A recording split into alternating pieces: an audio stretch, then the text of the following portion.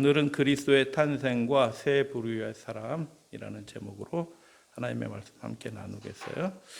구약 성경에 예수님이 오신다는 그 초림에 관한 약속들이 많은 곳에 있어요. 오신다, 언제쯤 오신다, 때가 닿는다, 뭐 이렇게 해서 그 예언들에 관한 말씀들이 많이 있는데, 그래서 마가복음이나 사도 바울이 쓴 그 갈라디아서 보면 굉장히 인상 깊은 말로 그 이야기가 시작이 되는데, 때가 참에라고 얘기하는 것입니다. 하나님이 정하신 때가 당도했다라는 거예요. 계속 언젠가 오시겠지, 그게 아니고요. 그 때가 점점 더 가까이 오다가 하나님이 작정하신 때가 딱 시작하는 때가 있는 거예요. 그래서 그 복음의 시작이 때가 참에라는 말로 시작이 되고요. 그 예수님의 사역을 생생하게 기억하고 있는 바울은 때가 참에, 그래서 그 복음의 이야기를 갈라디아에서 기록을 하고 있는 거예요. 그래서 이 재림도 마찬가지예요. 여러분, 때가 참에 그 일이 시작이 되는 거예요. 세상에 이런 신기한 일들이 벌어질 거라고 이미 큰 예언을 통해서 다 보여주셨고, 때가 되어가고 있고 곧 때가 끝나는 겁니다. 교회 안에서 은혜의 시기는 소리 소문 없이 그냥 쓱 끝난다고 말씀을 드렸어요. 별 증거 없이 그냥 예배 드리다가 어느 날 은혜 시기가 끝나가는 거예요. 동시에 다 끝나지는 않아요. 교회마다 형편마다 다르지만 은혜 시기가 끝나는 것입니다. 교회 안에서 하나님의 영원한 통치를 받으면서 영원한 생명을 누릴 사람하고 그렇지 않은 사람이 그냥 운명이 싹 결정이 되는 겁니다. 근데 그때가 어느 때냐 하면 지금이에요. 이제 마지막 그 톱니바퀴만 남았어요. 그때로 쑥 들어가면 그때는 운명이 우리가 다 배웠죠. 7장 배우면서 7가지 계시록에 나오던 그 증거로 말씀을 통해서 7가지 증거로 7장의 때는 환란을 회개하는 사람이 한 명도 나오지 않는다. 그때 들어가면 어떻게 된다? 여전히 환란 때문에 어려움 때문에 교회에서 사람들이 모여서 기도도 할 거다. 어떤 교회는 철야도 하면서 이 환란을, 이 재앙을 걷어가 주십시오라고 기도할 거다. 그런데 이미 성령은 그 교회에서 떠났다라는 것입니다. 그러니까 준비는 언제 해야 돼요? 지금 마친 상태에서 우리 마음의 허리띠를 동이고 지금 준비를 내가 마쳤는가라는 걸 생각을 가지고 매 안식일마다 우리의 헌신을 주님 앞에 새롭게 하는 그런 일들을 해야 되는 거예요. 그래서 예수님이 다시 오실 때에도 오늘 마태복음 지난 시간 1장에 이어서 2장의 말씀을 통해서 배울 텐데, 예수님이 다시 오실 때에도 역시 동일하게 세 부류의 사람이 있어요. 예수님의 초림 당시에도 세 부류의 사람으로 나눠지고 예수님이 재림할 때도 그렇게 세 부류의 사람으로 나눠질 거예요. 잠깐 간략하게 살펴보겠습니다. 마태복음 2장 1절, 헤롯 왕 때. 야, 이게 굉장히 의미심장한 얘기거든요. 누가 왕이에요? 진짜 왕이 누구셔요? 예수님이 진짜 왕이셔요. 그리고 예언된 왕이 누구예요? 예수님이 예언된 그 왕이셔요. 그런데 이 땅의 왕은 누구라? 헤롯 왕이라. 근데 예언된 그 왕은 어느 지파에서 나와요? 유다 지파에서 나와요. 그런데 헤롯 왕은 어디 지파 사람이에요? 유다 지파도 아니고 이방인 피가 섞인 그런 왕이에요. 그런데 이게 마태복음 2장 1장에 족보 나오고 예수님의 사역을 이제 시작하는 장면이 이렇게 나오는데, 이게 굉장히 예언적인 이야기인데 그냥 우리 헤롯 왕 때 태어나셨지 이렇게 생각하는데, 창세기 49장에서 아들들을 축복하는 야곱의 기도에서 유다에게서 이렇게 예언적인 기도가 나오는 거잖아요. 그가 유다를 떠나지 아니하며, 왕이 통치할 때 막대기 들고 이렇게 하잖아요. 명령 이렇게 하고, 통치자의 지팡이가 그 발 사이에서 통치가 계속될 거다라는 뜻이에요. 발 사이에 있다는 것은 떠나지 아니하기를 언제까지 할 거라고요? 실로가 오기까지 할 것인데, 그에게 그 실로가 오면 그에게 모든 백성이 복종하리로다. 실로는 평안이라는 뜻이 있어요. 평화의 왕이 오시기까지 그 일들이 유다 지파의 왕이 계속 될 거다라고 얘기했는데, 예수님에 관한 증거들이 다니엘서에도 오실 때가 예언들이 다 되어 있지만 창세기 49장의 이 말씀을 통해서 또 큰 틀에서 바라보니까 헤로드 왕이 딱 등장했다. 그 전에는 뭐 하스모니안 왕조 뭐 이렇게 뭐 하여튼 유다 사람들이 왕이 된 거예요. 결국 어떻게 돼요? 예수님이 오시기 직전에 어떤 일이 벌어지냐면 그 통치자의 지팡이가 어떻게 해요?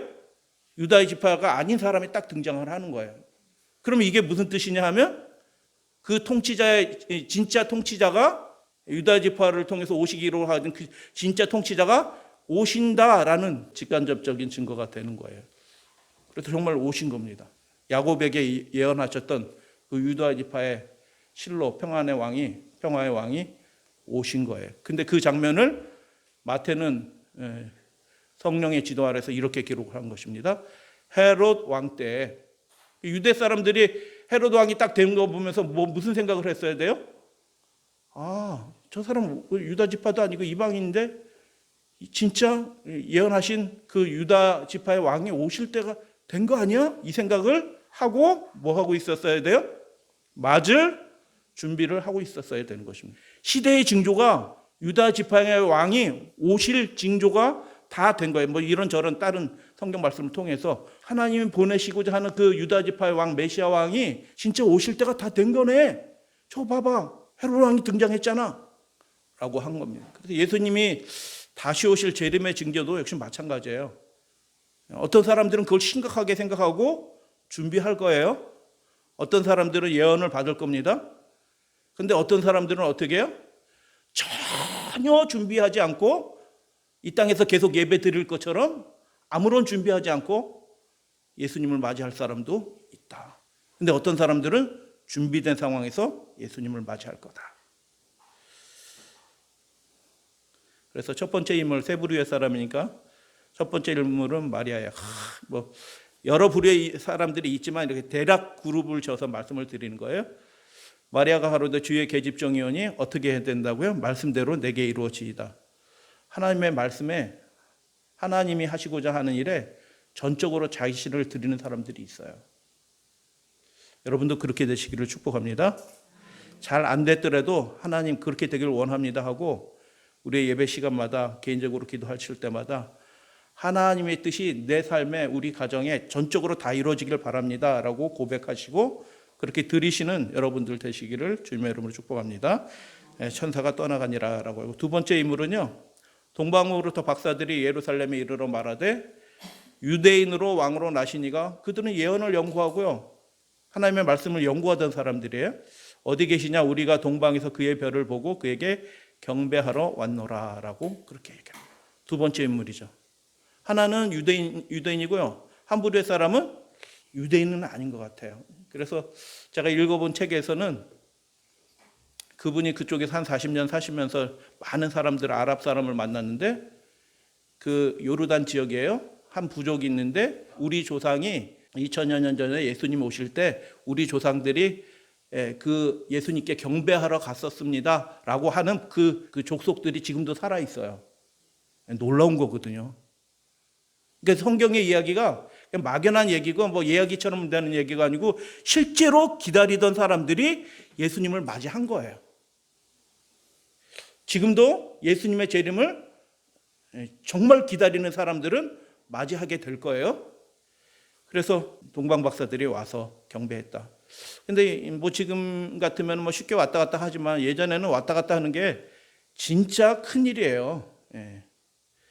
그래서 어떤 유명한 화가가 그린 동방 박사들이 오는데 세 사람 온 게 아니에요. 세 사람 그 왕을 맞이하러 오는데 뭐 초라하게 뭐 이렇게 뭐 가난한 사람이 뭐 이렇게 해서 뭐 좀 소중한 거 준비해서 세 사람 온 게 아니고 일행들이 같이 온 거예요.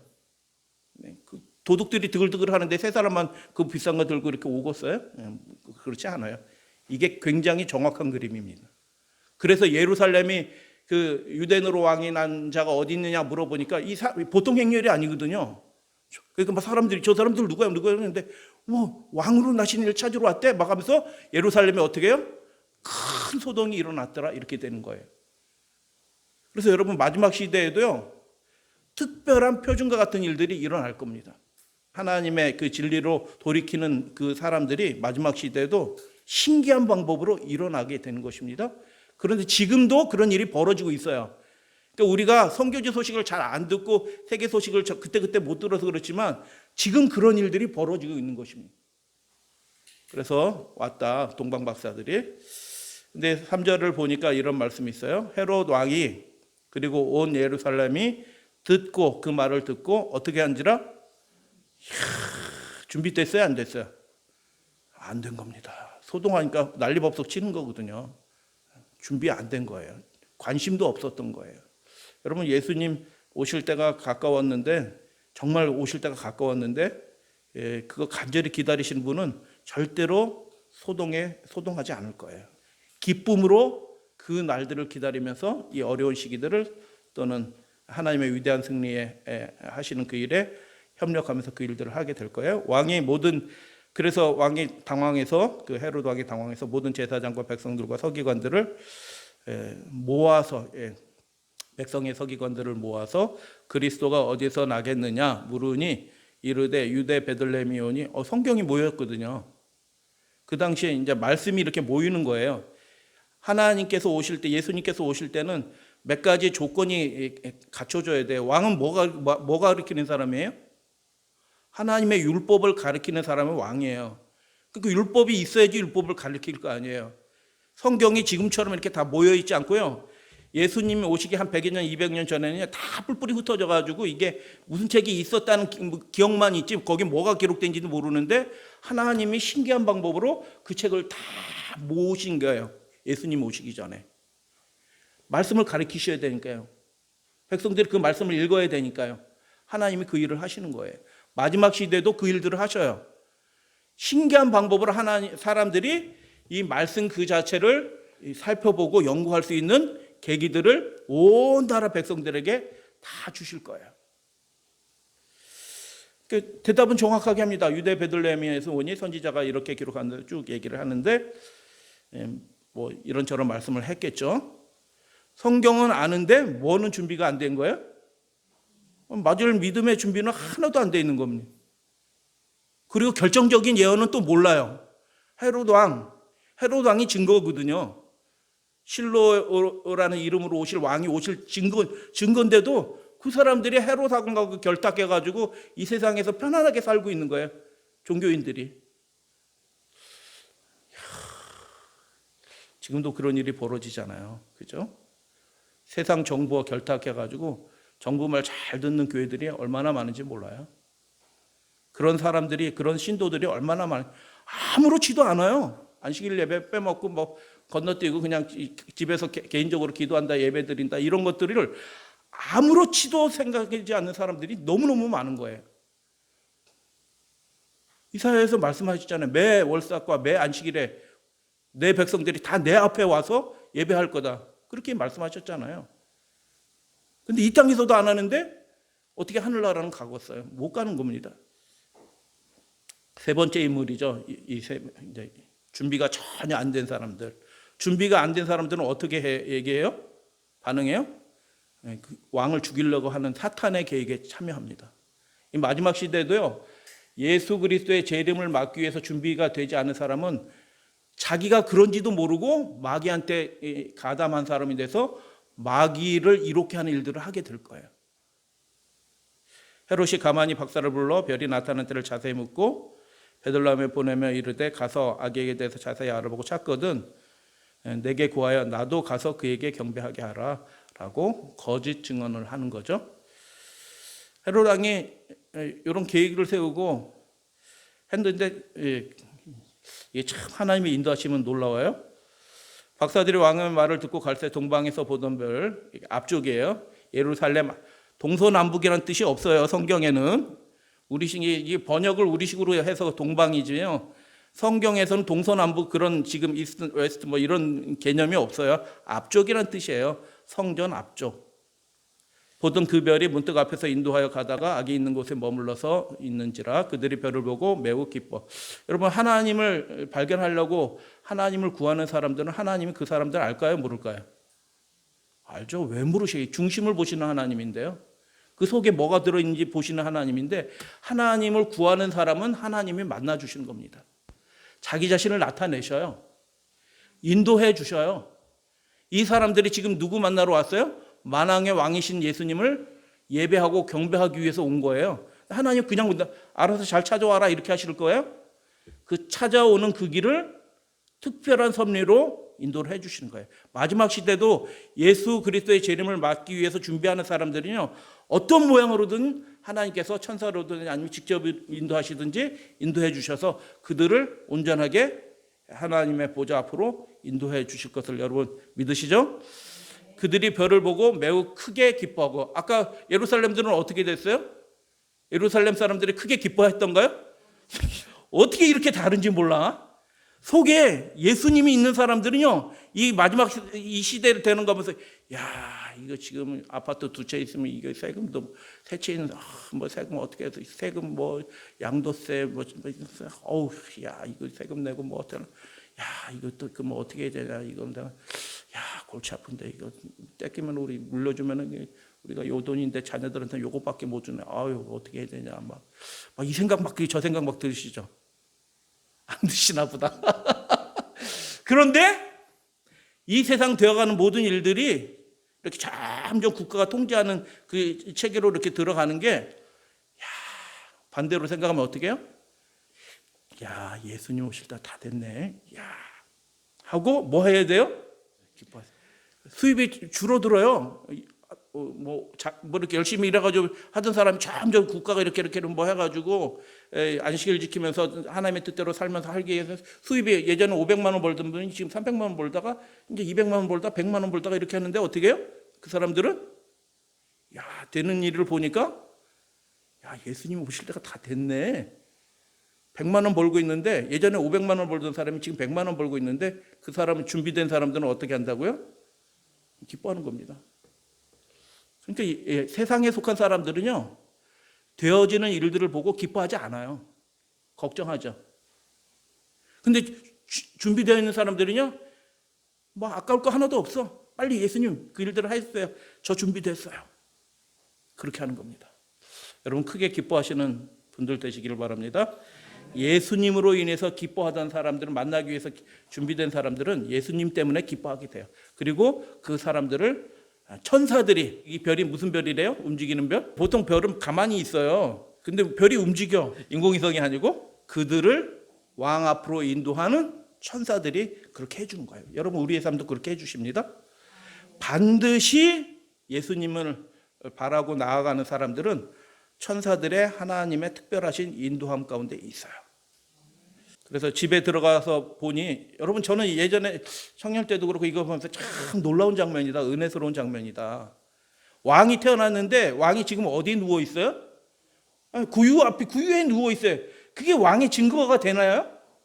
그 하나님의 인도하심에 대한 완전한 확신이 없으면 그 사람을 왕이라고 인정할 수 있겠어요? 못하는 겁니다. 그래서 말씀이 없고요, 하나님의 인도하심이 없는 사람은 그 장면이 하나님의 뜻이 이루어지는 장면으로 느껴지지가 않는 거예요. 근데 말씀이 있고 하나님의 인도하심을 받는 사람들은 이 아무리 허접한 것처럼 보이는 그 상황도 예언의 안목으로 하나님이 주신 지혜의 빛으로 그 장면이 무엇인지 깨닫고 자신이 준비한 최선의 것으로 하나님께 영광을 올려드릴 수 있다. 할렐루야, 아멘. 그 집에 들어갔는데 그 집이 어떤 집이야? 우리가 알잖아요. 너무 초라한 집이라, 방 두 칸도 없는 그냥 한 칸짜리 집이라, 주인이 그런데 마음이 참 좋은 사람이라 주인이 자기 방 내주고 어디로 가버린 그 집이라, 엎드려 경배하였다. 참 놀라운 사람들이에요. 보배합을 열어 준비한 황금과 유향과 모략을 예물로 드리니라. 순서는 여기 반대로 그림은 되어 있는데요. 맨 뒤에 있는 게 황금, 가운데 있는 게 유향, 앞에 있는 게 모략. 뭐 그 정도 될 것 같아요. 여기에 특징이 있네요. 예물의 특징이 어떤 예물이에요? 진귀한 거란 겁니다. 진귀한 거. 그래서 여러분 우리가 하나님 앞에 예배 드려요. 경배해요. 근데 그것을 어떤 마음으로 예배 드리나요? 저 왔어요 하고 예배 드리는 게 아니고 내 삶의 가장 귀한 것을 하나님 앞에 드린다라는 마음으로 예배드리고 경배하는 거예요. 왕 앞에 나오는데 시편에도 여러 군데 하나님 앞에 나올 때 빈손으로 나오지 말라고 그러잖아요. 헌금 드려라 그런 뜻이 아니고요. 그 존재에 걸맞는 준비를 하고 그분 앞에 나와라 이런 뜻이에요. 그래서 동방에서는요, 경의를 표하는 선물을 준비하지 않은 채 군대나 높은 지위에 있는 사람들을 아련하고 방문하는 것을 어떻게 할 수 없다? 상상도 할 수 없는 겁니다. 근데 지금 많은 교인들이 예수님 언제 오시겠지, 예수님 재림하시겠지 이렇게 얘기하는데 정말 우리의 삶을 아름답게 귀한 것으로 준비하는 일은 하나도 하지 않고 예수님 오실 거야 이렇게 얘기하는 분들이 꽤 많아요. 상상도 할 수 없는 모습이에요. 성경 읽어보시면 아십니다. 히브리서 읽어보세요. 준비된 사람들이 그냥 막연하게 예수님 기다리는 사람들이 아니고 예수님께, 하나님께 그 인생이 전적으로 속한 사람들이에요. 아무런 준비 없이 예수님을 맞이한다? 만왕의 왕 신분을 맞이한다? 있을 수도 없는 일인 거예요. 그래서 황금과 유향과 모략은 그들이 오래전부터 준비해왔다라는 것을 입증하는 겁니다. 예언을 통해서 영광, 오실 때가 됐어. 이 시대를 봐. 진짜 오셔. 그런데 그 연구하는 그들의 모습을 보고 하나님 별로 나타나시고 표정을 주셔서 그들을 인도해 주신 거예요. 오래전부터 준비해오던 사람들이, 갑자기 준비된 사람들이 아니라. 그래서 만왕의 왕이신 분께 합당한 예물을 여러분 뭘로 들으시고 싶어요?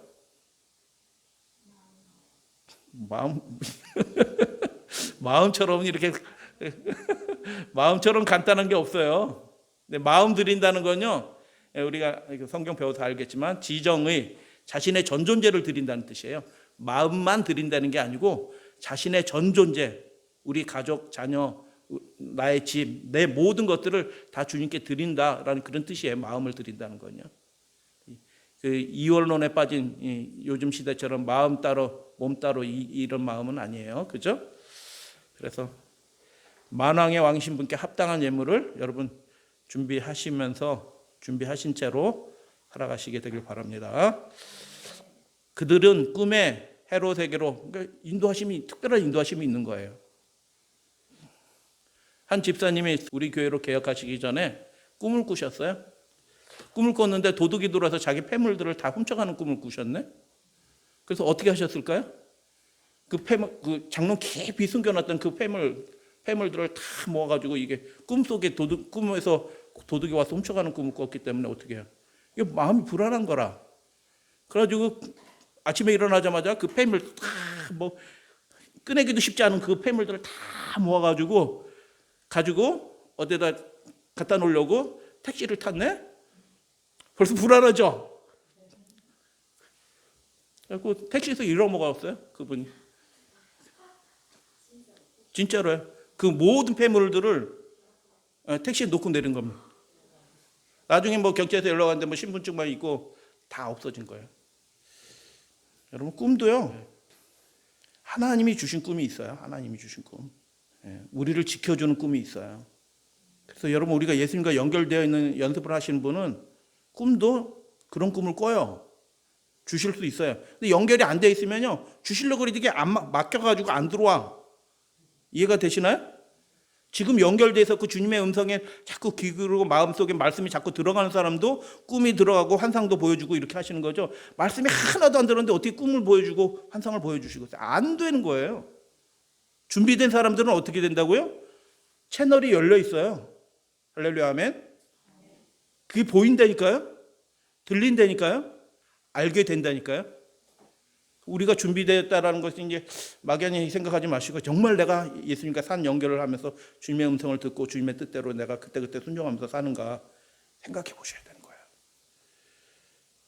근데 제가 이 말씀을 들으면서 하나님의 세계는 놀라워요. 하나님이 그래서 마태복음의 그 내용 앞부분의 내용들을 보면 하나님이 준비된 백성들을 어떻게 인도하시고 돌보셨는지 그거에 대한 기록도 이렇게 굉장히 비중 있게 담겨져 있다. 꿈에 헤롯에게 돌아가지 말라 지시하심을 받아 다른 길로 고국에 그들이 떠난 후에 주의 사자가 요셉에게 뭐하여? 할렐루야, 아멘. 지난주에 요셉에 대해서 배웠죠. 요셉은 뭐 한 사람이라? 의로운 사람이라. 훌륭하신 분입니다. 저는 요셉 한 3분의 1 정도 안 되는 것 같아요. 요셉은 곰곰이 생각할 때 마크로디미아 화가 막 끝까지 운영하는데 어떻게 해요? 자기가 손해보고 그 모든 일들을 이렇게 다 넘기기로, 그게 의로운 거라. 생명 살리고 하나님의 더 높은 뜻이 이루어지기를 바라면서 자기는 손해보기로 결정한 거예요. 야, 그렇게 훌륭한 사람들이 준비가 된 거예요. 그러니까 준비되었기 때문에 요셉 같은 사람을 하나님이 사용하실 수 있는 거예요. 주의 천사가 요셉에게 현몽하여 이르되, 야, 이게 세계가 좀 오묘하지 않아요? 꿈속에 천사가 나타났다, 이런 뜻으로 1차적으로 생각이 드는데, 주의 천사가 요셉에게 나타나서 이렇게 말씀하는 거예요. 어우, 참 신기합니다. 헤롯이 아기를 찾아 죽이려 하니 일어나 아기와 그의 어머니를 데리고 애굽으로 피하여 내가 내게 이르기까지 거기 있으라 할 때, 이게 무슨 꿈이야? 이렇게 생각해가지고 좀 신기한 꿈이네 하고 그냥 있었으면 어떻게 해요? 내일 헤롯 군사가 와서 다 죽였을 거예요. 근데 이분은 의로운 사람이라, 하나님과 채널이 연결되어 있는 사람이라 이 꿈이 그냥 꿈이 아니고 하나님이 주신 꿈이란 거 아는 거예요. 여러분 매일 꿈꾸잖아요. 근데 그 꿈 중에서 어떨 때 특별한 꿈이 주어질 거예요. 이게 그 꿈인지 저 꿈인지 구분을 할 줄 알아야 될 거 아니에요. 근데 믿음의 사람들은, 하나님과 연결되어 있는 사람들은 이 꿈이 그냥 꿈이 아니고 하나님이 주신 꿈이라는 걸 아는 거예요. 그러니까 일어나서 곧바로 그 밤중인데 일어나세요 하고 준비해서 바로 떠나는 겁니다. 정몽리 이야기 아시죠? 직접 또 들었어요.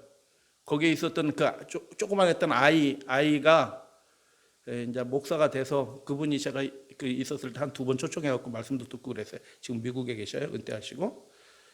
꿈을 꾼 거예요. 그 신태식 평신도죠, 그 당시 장로. 그분이 그 정몽리에서 청년들 막 데리고 한 70여 명 데리고 막 있을 때 키우면서 꿈을 꿨는데, 저쪽 가평에서 거기까지 들어오는데 하루길이에요. 그 당시에는요.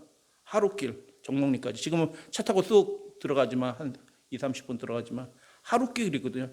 그런데 꿈속에서 뭐가 나타나요? 일본군 순사들이 말 타고 오는 꿈을 꿨네? 그럼 어떻게 하면 좋을까요? 야, 신기한 꿈 꿨어. 일본군이 온다. 그러고 말았을까요? 여러분, 하나님이 살아계십니다. 지금도 살아계시고 지금도 당신의 백성들을 신기한 방법으로 인도하고 계셔요. 그래가지고 청년들 다 산속으로 올려보내고요, 성경참이 다 숨겨놓고요, 노인들만 딱 남아있는 겁니다. 근데 아니야 다를까, 그 다음날에 그 하루길 저 밖에서 일본 순사들이 이야기하는 그 얘기를 누가 들어요? 천사들이 딱, 얘네들 봐라, 가려고 그러네? 어디로 가는 거예요? 저 정몽리 이상 자꾸 소문 들려오니까 거기에 그 청년들이 일제 그 전쟁에도 참여하고 피신해가지고 숨어있다는 소문도 들으니까, 야, 이거 한번 가봐서 확인해봐야겠다.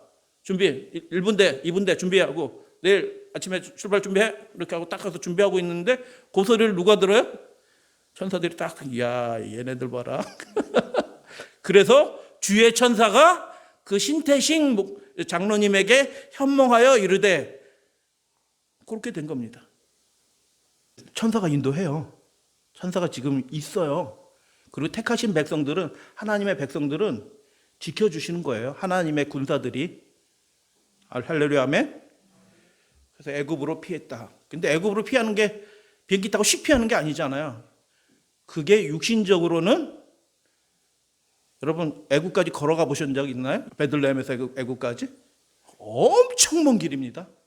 너무너무 힘든 겁니다. 중간에 여관이 있어요, 없어요? 숙박 없어요, 있어요, 없어요? 들짐승만 사는 곳입니다. 마을이 없어요. 거기 애굽 근방까지요. 그 길을 가라고요? 피할 장소도 딱 알려주셨잖아요. 할렐루야, 아멘. 그런데 어떻게 해요?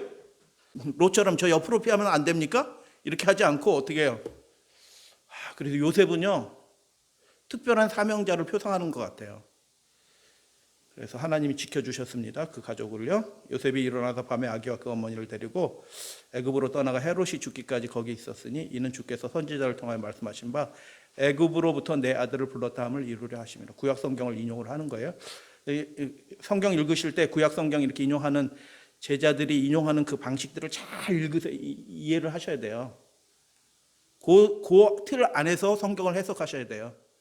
그 방식 넘어서 자꾸 해석하시면요, 그건 성경에 성령 받은 사람들이 성경 해석하는 방법이 아니라. 이해가 되시나요? 그렇게 잘 보셔야 돼요. 왜 그렇게 잘 보셔야 되냐면 미혹의 영이 교회 안에도 있어요. 우리 교회 안에도 있다고요. 미혹의 영들이. 말씀하신 밖으로 자꾸 넘어가는 분들이 굉장히 많아지고 있어요. 그분 말씀 틀렸다 이렇게 얘기 못 한다니까요. 동료 목사들끼리. 근데 이상하다는 건 이미 다 알고 있어요. 애굽으로부터 내 아들을 불렀다. 누가 부른 거예요? 보낸 분도 하나님. 다시 돌아오게 하시는 분도 하나님. 하나님과 연결되어 있으면 되는 겁니다. 할렐루야, 아멘. 예. 그래서 먼 길을 가는 겁니다. 생각해 보세요. 며칠 갔겠어요? 예, 며칠이 아니고 몇 달 간 겁니다. 그날 밤에 바로 준비해서 몇 달 간 겁니다. 요셉의 삶을 한번 이렇게 이제 묵상하게 되는데, 그 성경에서도 그렇고 요셉의 나중의 삶은 다 침묵해요. 예언의 신에서도 요셉의 삶에 대해서 별로 안 나와요. 근데 우리가 주목하는 바 요셉은 너무 훌륭한 하나님께 연결된 사람이었다. 그리고 그의 삶, 나머지 모든 삶을 다 누구를 위해서 희생한 거예요? 예수님과 그 가족을 보호하기 위해서. 그 삶 전체가 다 완전히 뒤바뀐 겁니다. 그래서 마리아와 아이를 지키는 삶으로 이제 바뀐 거예요. 요셉이 일어나 애굽으로 갔다. 뭐 여러 화가들이 그린 그림을 한번 살펴볼게요. 배도 타고 건넜어요. 나귀 타고. 그래서 애굽으로 가는 바람에 애굽에 그 이방 땅에 하나님의 말씀이 놀라운 일들이 그 땅에서도 벌어지고 할 수 있도록 은혜의 빛이 끼쳐진 거예요. 근데 은혜의 빛이 어떻게 끼쳐진 거예요? 본방 백성들이 준비가 안 된 바람에 이방에 빛이 비춰진 거예요. 신기한 방법으로. 건너가고요. 호텔에 어떤 분들은 배고프면 라면 끓여 먹는다고, 라면 끓여 먹지 않고 뭐 했어요? 이렇게 뭐 한다는 얘기도 있는데, 호텔에서 왜 안 잤어요? 왜 들판에서 잤어요? 그래서 왜 호텔에서 안 잤을까? 왜 성 같은 데 들어서 뭐 하려고 하면 줄 서서 들어가야 돼, 이방인. 왜 만왕의 왕이신 분이 예수님이 왜 줄 서서 들어가야 돼요? 답답한 현실을 다 경험하시는 거예요. 버스 타고 가면 되지 않나요? 그렇지 않아요. 먼 길을. 그래서 이 그림 같은 이 장면들이 실제로 예수님의 생애, 예수님이 머리 둘 곳 없으셨던 분이에요. 어렸을 때부터 있음직했던. 요셉은요, 그 성령으로 잉태한 후에 마리아에게 개인적인 관계를 갖지 않았어요. 철저하게 예수님을 보호하는 일에 그 삶 전체를 다 바친 사람이에요. 자신의 모든 하는 일은 다 거기에 초점이 가 있는 사람이었어요. 그래서 힘들게 갔다, 멀리 갔다, 고생하면서. 근데 특별한 하나님의 인도하심을 받고 갔다. 이방인으로 거기서 사는 거예요. 이집트 여행 간 게 아니라고요. 그죠? 예, 흑인 버전으로 그린 사람들, 이분 그림도 아주 굉장히 은혜스러운 그림들이 많이 있는데, 뭐 그래도 준비하고 간 거잖아요. 맨손으로 소풍 가듯이 간 게 아니란 말이에요. 준비하고 간 거. 힘든 거예요. 한 10km도 그거 뭐 지고 가면 힘들겠다. 그죠? 자전거 한 20km 타면 힘들어, 안 힘들어? 태희야. 힘들지. 그런데 그 먼 길을, 수백 킬로를. 그래서 이분 그림은 옆에 요셉이 뭐 하고 있어요? 골아 떨어졌어. 너무 힘든 겁니다. 헤롯이 죽기까지 그곳에 있었더라라고 얘기하는데, 살펴본 바로는 그 예수님이 여기에 있었다라는 그 전승들이 그 동네 사람들이 알거든요. 그러니까 그 얘기들을 계속 그 사람들 여기 있었어요, 여기 살았어요 하는 얘기들을 한 곳들이 있는데 여기 출발해가지고 이렇게 가가지고 이렇게 뺑뺑 돌아서 어디까지 내려가요? 그냥 나일강 옆에 이렇게 붙어서 산 게 아니고요. 저쪽 남쪽 하 이집트까지 내려가신 거예요. 안전하지가 않거든요. 로마가 다스리는 땅이라 서로 다른 왕들이 다스리고 있지만 분봉왕이 다스리고 있지만 서로 연락해가지고 또 무슨 일이 벌어질지 모르니까 한 곳에 정착할 수가 없는 거예요. 계속 이주하고 또 이주하고 또 이주하고 또 이주하고 또 이주하고 이렇게 해서 점점 안전하기 위해서 저 멀리까지 1000km 이상 멀리까지 그렇게 간 거예요. 그래서 한 지도를 살펴보니까 30군데를 옮겨갔더라고요. 30군데. 여러분 이사 30번 하신 분, 마귀와의 싸움이 이런 일들이 벌어지는 거예요. 그래서 평생 주를 위해서, 예수님을 위해서 요셉은 자기 생애를 다 바친 겁니다. 때가 이르니 사람이 바른 교훈을 받지 아니하고 귀가 가려서 자기의 사역을 쫓을 스승을 많이 두고 우리가 사는 시대예요. 또 귀의 진리에서 돌이켜 허탄한 이야기를 쫓을 거예요.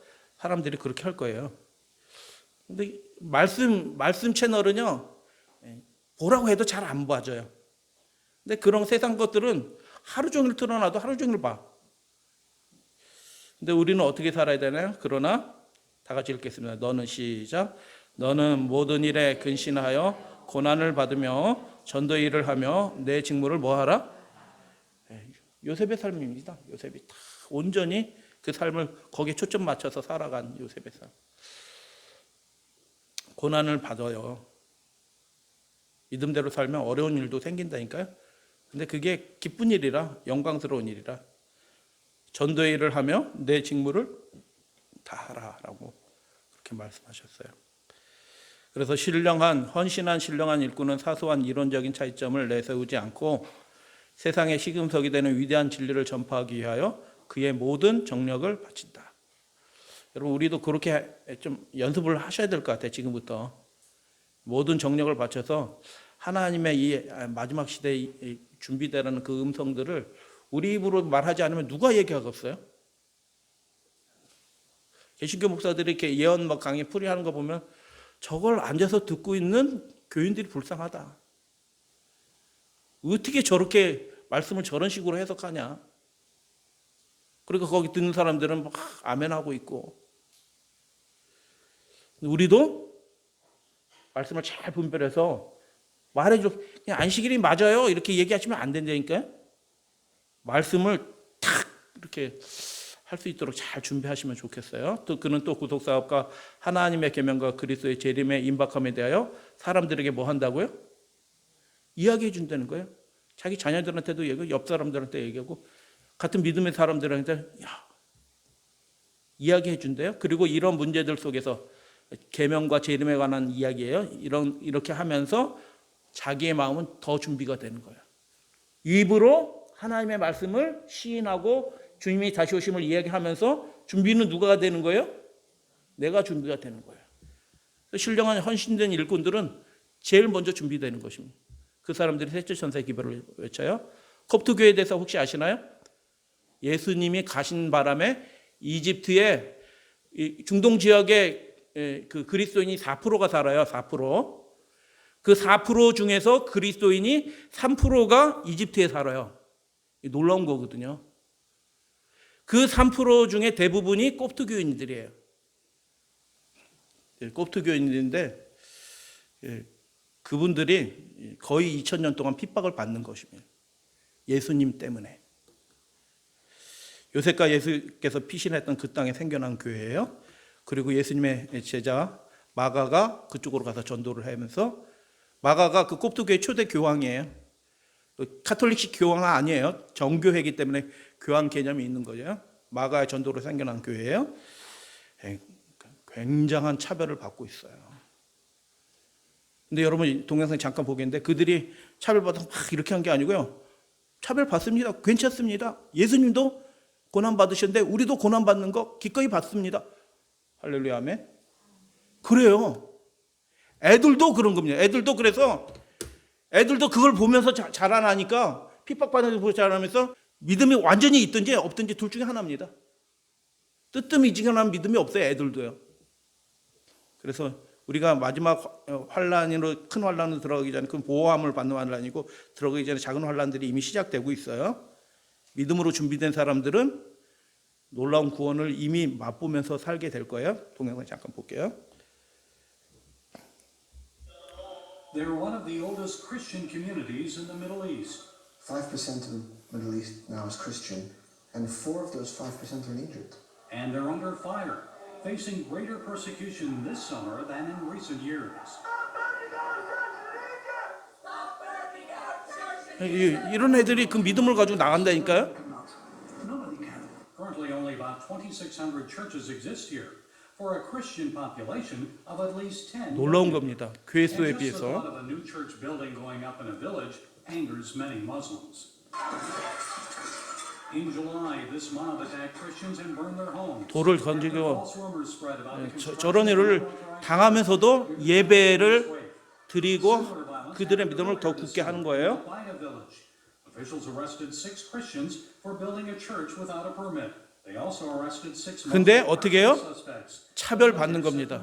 억울한 일 당하는 겁니다. These attacks, Christians say they must attend humiliating reconciliation sessions. completely impunity. Reconciliation sessions. There is no justice. We're seeking for justice. We're seeking for law, equality. There is nothing in Egypt. That's why Coptic Orthodox Pope Tawadros II is sounding the alarm, warning that Egyptian Christians face increasing attacks. Archbishop Abna Angelos says this rising violence is nothing new. Egyptian Christians are a resilient bunch. We've been there for 2,000 years. We've outlived Diocletian. We've outlived the Islamic persecution that came in the 7th century. We've outlived a lot. 지난번에 살해당한 거 아시죠? And I think it's because God wants us to stay there. I think to be crucified with Christ is to bear the pain, knowing that there is a resurrection still to come. So we bear it valiantly, faithfully, confidently, knowing that this is not the end of the road. 그래서 여러분 우리 믿음이 대한민국 평안한 데 있어가지고 그냥 이게 다 믿음이라고 생각하시면 안 되는 거예요. 지금 성령의 역사들이 벌어지고 있고요. 준비된 사람들은 다 이미 그 거룩한 능력들을 미리 맛보는 일들을 경험하고 있어요. 우리도 그렇게 돼야 될 줄로 믿어요. 예수가 있는 곳에 사탄의 분노도 있다. 헤롯이 그렇게 죽여요.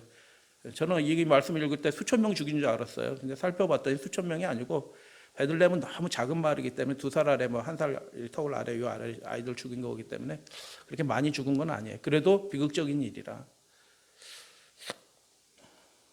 그래서 역사에도 기록은 되어 있지 않아요. 근데 그 힌트는 또 다른 기록에 또 있긴 해요.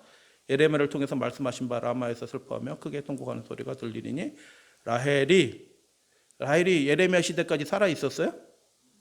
이게 무슨 뜻이에요? 바벨론으로 끌려가잖아요. 예레미야 시대에 끌려가는데 어디를 지나가요? 끌려가는데 라헬 무덤 옆을 끌려가는 거예요.